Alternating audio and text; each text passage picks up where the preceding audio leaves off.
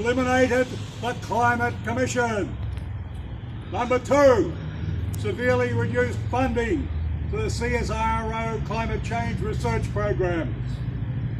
Number 3, appointed a climate skeptic to review the national renewable energy target. Number 4, slashed the national renewable energy target. Public reading of the failures of the Coalition on Climate. Failure number 5. Attacked wind farms, backed a hostile Senate inquiry into the technology, and appointed a national wind farm commissioner at $205,000 a year to review 8 complaints a year. Boo!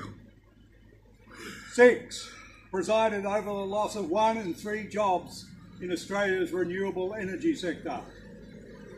7, suggested coal is good for humanity.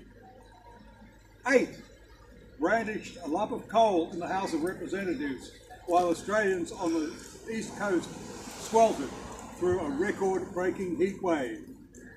9, attempted to abolish the National Clean Energy Finance Corporation twice. Hear ye! Public reading of the failures of the Coalition on Climate. Failure number 10. Suggested that the so-called clean coal and gas power should receive funding from the Clean Energy Commission. 11, cut the budget of the Australian Renewable Energy Agency, ARENA, by $500 million. 12, ruled out emissions intensity scheme before considering the merits of the policy.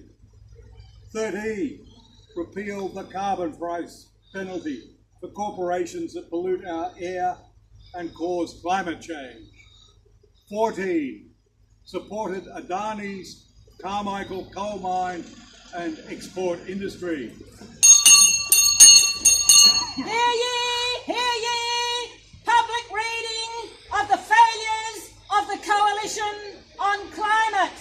Failure number 15. Continued to overturn bans and moratoria on unconventional gas fields. 16, greenhouse gas emissions have risen for 4 years running. Australia is unlikely to meet its 2030 emissions target, according to its own government department. 17, ministers continue to falsely claim that emissions are going down. 18, the federal government has consistently delayed releasing information on Australia's greenhouse emissions, often publishing the data just before Christmas to avoid scrutiny. 19, in 2016, the federal government censored a UN report about climate change and the World Heritage Sites, asking authors to remove any reference to Australia's sites. Hear ye! Public reading of the failures of the Coalition on Climate. Failure number 20. The government has used discredited accounting methods, for instance including land use emissions or Kyoto carryover credits, which made its record look better than it really is. 21. Australians are on the front line of worsening extreme weather. Heat waves are hotter and last longer. Droughts, intense rainfall and dangerous bushfire conditions have become more severe. The Coalition has failed Australians and put them in harm's way. 22.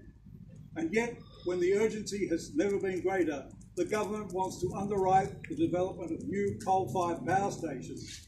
This is worse than failure. It is reckless endangerment. Thus ends today's readings of the failures of the Coalition on Climate.